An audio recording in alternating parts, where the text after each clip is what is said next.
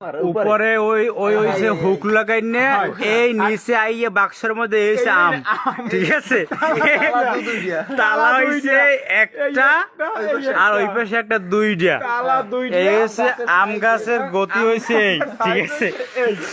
এই মানিকখালী বাজার ডাইরেক্ট নাতার বাক্স মারাই, ঠিক আছে? আম তালা মারা এলাহি এক কারবার। আমরা মঠবাড়ি দিয়ে আইছি, আমির হামজার মাহফিল দিয়ে আইয়ে দেখি এলাহি এক কীর্তিকারী জায়গায় এই নেওয়াজ পরিদর্শন চলতে আছে। ইঞ্জিনিয়ার আরাফাত বিশেষজ্ঞ ইঞ্জিনিয়ার। আমি এই জিনিস যদি দর্শকের না দেয় এটা মনে করেন যে সম্পূর্ণ এটা দুর্নীতি করা হইবে।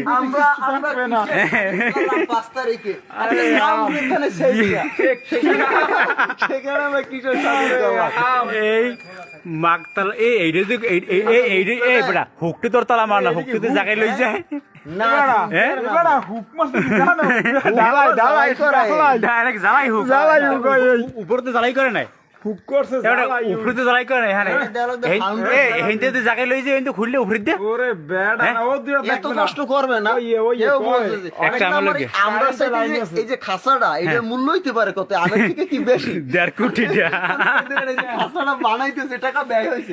এই কারণে যেটা খাসা তৈরিতে আমরা এটা কত টাকা ব্যয়, সেটা সর্বনিম্ন হইলে আরো কত হইতে পারে? সব মিলে 300 টাকা নেছে। ধরো 300 টাকা। এই যে তালা তোলা কবি এত প্রায় সস্তায় রেট আর 400 টাকা ইনভেস্ট করে আমগর দাম কত?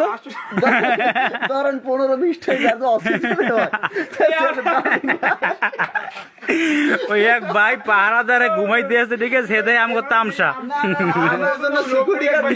তবে গাছটা কিন্তু অস্থির, ঠিক আছে? একটা আম পাহারাদার লাগে ভাই এই জায়গায় আছে।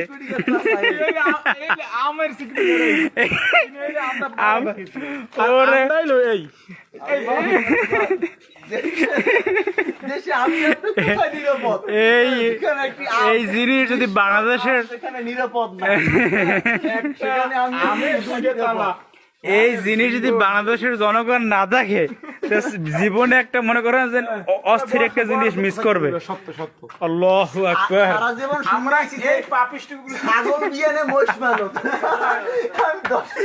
ছাগল বিয়ানে মহিষ পালতে হুজি, কিন্তু 500 টাকার খাসা ব্যবহার 20 টাকার আমকে 500 টাকা বাজেট করছে। তবে মালিকের দেখা বড় শখ আমার, দিন একদিন আইতে হবে।